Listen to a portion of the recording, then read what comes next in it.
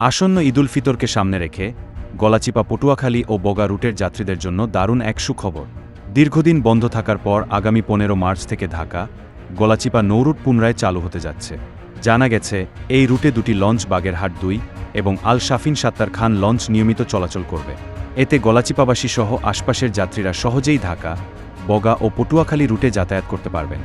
এদিকে যাত্রীদের চাহিদা ও অনুকূল পরিস্থিতির ওপর ভিত্তি করে নিউ সাব্বির 3 লঞ্চটিও ঈদের আগে এই রুটে যুক্ত হতে পারে বলে জানিয়েছে সংশ্লিষ্ট কর্তৃপক্ষ। গলাচিপা, পটুয়াখালী ও বগা রুটের যাত্রীদের দীর্ঘদিনের দাবি ছিল লঞ্চ চলাচল পুনরায় চালু করা হোক। অবশেষে সেই দাবির বাস্তবায়ন হতে চলেছে, যা যাত্রীদের জন্য স্বস্তির খবর।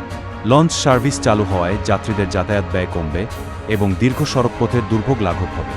নিরাপদ ও আরামদায়ক ভ্রমণের জন্য লঞ্চকেই বেছে নিন। গলাচিপা নৌরুটের এই নতুন যাত্রা যাত্রীদের জন্য আশীর্বাদ হয়ে আসুক। আমাদের সঙ্গেই থাকুন এবং আপনার চারপাশের যে কোনো খবর জানাতে গলাচিপা সংবাদে ইনবক্স করুন।